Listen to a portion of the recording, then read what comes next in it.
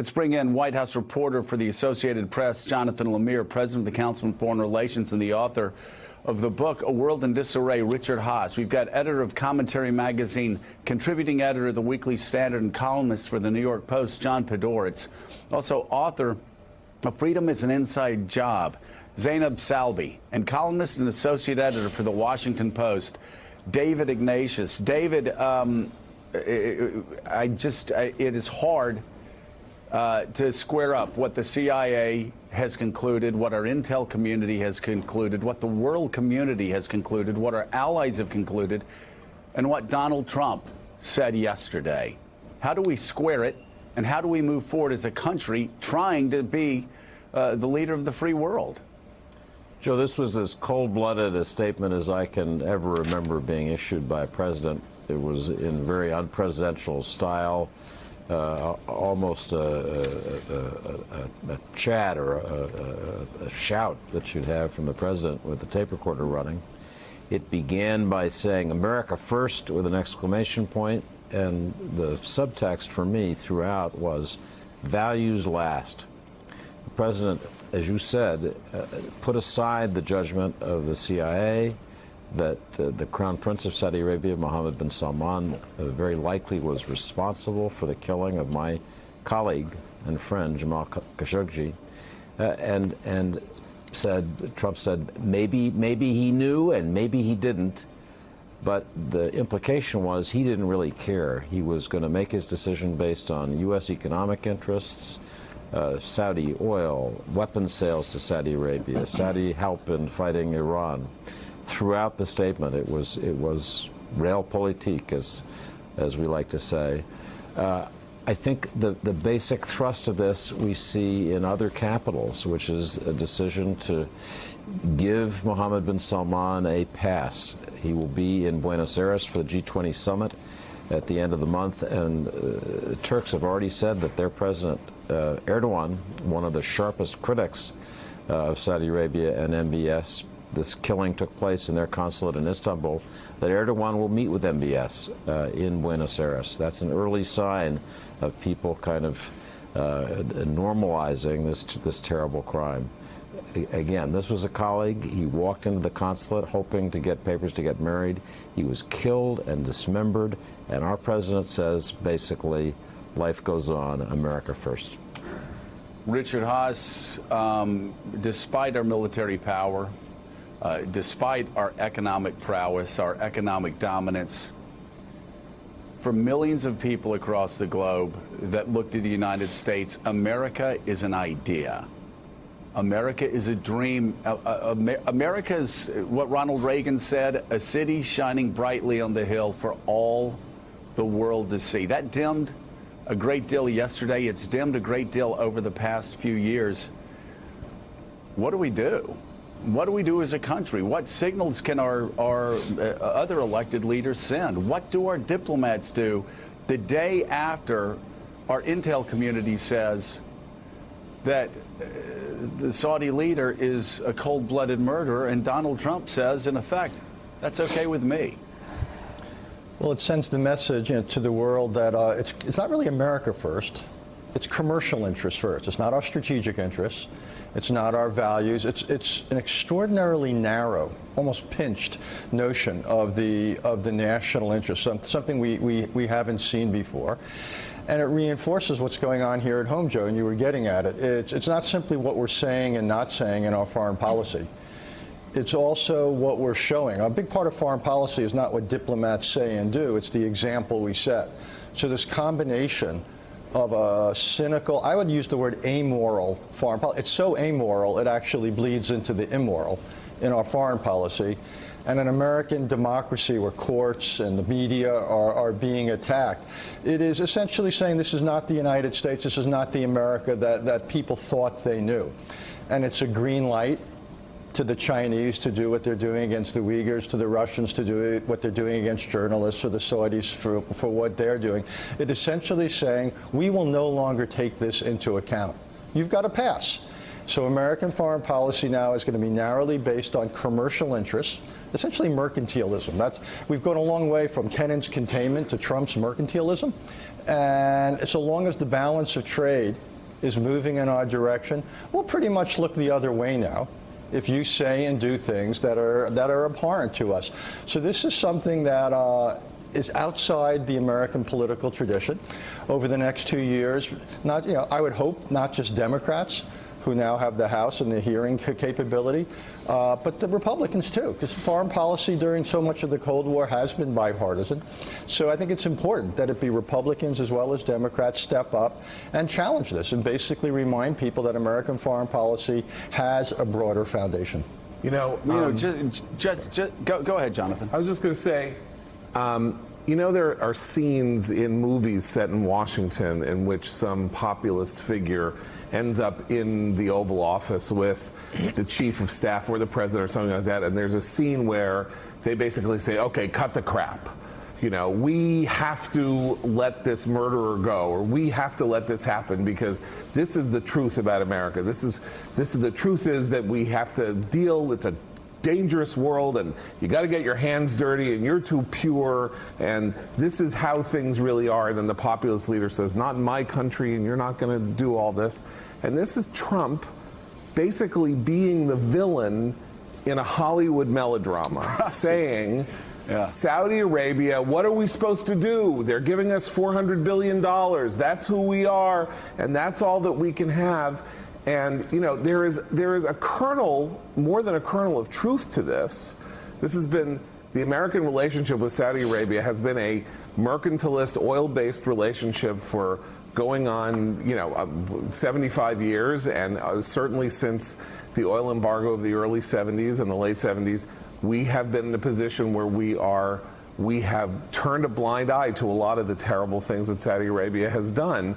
Trump is just elevating the worst realpolitik instincts of American foreign policy to the level at which, draining everything else from it except this kind of villainous realpolitik idea, right, which is just chilling beyond words. Well, and also it's important to remember when Donald Trump talks about Saudi Arabia, even his claims are exaggerated. There's some outright falsehoods. He talks about all the money that we have in military sales to Saudi Arabia. He's lying about that. When there's this belief that there's great dependence on Saudi oil, well, no one was looking. Well, the government was doing very little. American oil men and women created an energy revolution this century. We don't need Saudi Arabia the way we needed Saudi Arabia in 1974, in 1994, even in 2004. They are not as critical to us today as Donald Trump is suggesting they were. And, Zainab, it's so interesting that John was talking about the scene from a Hollywood movie. It reminds me that back during the Iraq War, I had a friend from the Middle East who every time I was around him, he would trash the United States. He was an American citizen, but he would go on and on about how terrible we were. And finally, after the 500th sermon from him, I said, if America is so bad, then why are you still here? He said, because in America, it always ends like a Hollywood movie. You make every possible mistake that you can make. But in the end, you redeem yourself. In the end, you prove that you are what Reagan said you were. And I do think that's how a lot of people look at this country. But right now, that happy ending seems a long way off, doesn't it? Indeed, I actually think it's a betrayal. What the president's statement was a betrayal of American soul. And in my opinion, it's an insult to every American and the values that every American hold in their soul. And Joe, I spent yesterday just rehearing and reading everything Jamal Khashoggi said. And I want to actually remind us what he said. He was saying, one of his last statements saying, I cannot think of America adding pressure on Saudi Arabia Arabia unless a real tragedy happens. A real tragedy did happen in his death. And we are letting that lose vein. And we need to go back. Let's go back to what Jamal Khashoggi was asking for. He was asking for public participation in Saudi Arabia. The president's statement saying that he was disloyal to the government, an enemy of the nation. He was not an enemy of Saudi Arabia, Jamal Khashoggi. He was saying he's against a one-man's rule and saying we need some form of public participation. Don't call it democracy, call it parliamentarian participation, some kind of thing, so we avoid a one voice only leading the country. He was actually pro MBS, the Crown Prince 2030 vision, which, by the way, when you hear the Crown Prince in Arabic speaking, he is promising not only Saudi Arabia but the rest of the Arab world a prosperity. He's promising everyone that I will make you the Europe of the future. So emotionally, with a population who is 60% under the age of 30, it's actually, he does have support, and we do need to put that in actually perspective as we deal with him in here. So it's not necessarily, it's like there is a way to add pressure. There is a way to help Jamal Khashoggi's call out for reform in Saudi Arabia. And it doesn't have to throw the baby and the bathwater. It has to be constructive. And what the president did is throw all of that to the side. And the only hope I have is that the war in Yemen, and that we actually do something about the war in Yemen. Save the Children yesterday issued a report. 85,000 children have died in the last 3 years in the war of Yemen. 14 million people are on the brink of malnutrition in Yemen, according to the UN, and that is exclusively because of the war in Saudi Arabia, who bombed food factories, who bombing civilians. So we need to do something. We cannot let Jamal Khashoggi's death go in vain. Jonathan Lemire, you look at the balance sheet on what the Saudis have done for the United States since Donald Trump has been president. It's in the red. And a lot of that red is the blood that's being spilled in Yemen. That's a Saudi war, and they're making us, unfortunately, their partners in that. And yet what we saw yesterday was sort of inevitable since the moment of this murder. The president has wanted to get to this point for a few reasons. First of all, it's a nakedly transactional foreign policy. That's how this president works. He puts America, as discussed here at this table, economic interests over American values. He's never been one to chide an authoritarian leader about human rights abuses or things of that nature. America first means American economics, not necessarily American ideals. From the beginning of this murder, he has tried to given offense to what the Saudis' shifting cover stories were. I was in the Oval Office when we interviewed him a few days after this happened, and he floated the idea that he spoke to King Salman, who said there were rogue killers may have been part of this. And the president then parroted that talking point for a few days. This is something he was not willing to not only sacrifice the economic interests, but also, as we see time and time again with his foreign policy, these personal relationships. His first foreign trip as president, Riyadh, and he became cozy with both the king and the crown prince. We know Jared Kushner's relationship with MBS has grown very, very close in the last year or so. He felt that they flattered him, and he wanted to support them. And Saudi Arabia, obviously, was a significant part of America's Middle East policy, choosing it as a bulwark against Iran and so on. And we saw that he, over the last few weeks, even as there were more and more evidence that MBS was behind this murder, that there was more and more international pressure for him to condemn it, that wasn't going to happen. He wasn't going to change the fundamental nature of this relationship. Once again, like he did with Putin in Helsinki, he sided with another power, a foreign power, over American interests. And that statement yesterday, that came from him. That was dictated by the president, as evidenced perhaps by the 6 exclamation points that were in it, something that we're not used to seeing from Oval Office statements. And again, not to just beat a dead horse here, Richard Haass, but what does Russia and Saudi Arabia have in common? Well, Donald Trump's family has bragged that most of their money through the years have come from Russians. Don Jr. bragged about that. Eric did as well. And what did Donald Trump brag on the campaign?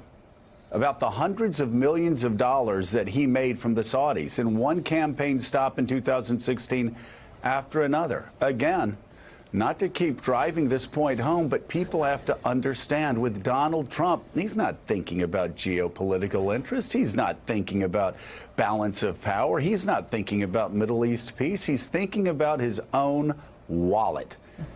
And that's what these have in common. What I was thinking, you were getting at it a second ago, Joe. It's interesting. It'd be one thing if we were compromising our values for some strategic ends. But unless I've missed it, what strategic ends have the Saudis served? There's the war in Yemen, which has given Iran an amazing opening to expand its influence in Yemen besides the humanitarian tragedy. They kidnap a Lebanese prime minister. They break Arab solidarity by trying to isolate Qatar. They haven't influenced the Palestinians on the Middle East. So when I take a step back, and not to mention all the years of supporting terrorism, we're creating a context for terrorism. What is it the Saudis essentially are taking what they see as their own interests into account. I'm prepared to debate that. I do not see them taking American interests into account. So our so-called ally, what are we getting for this? What are we getting by compromising and sacrificing who we are?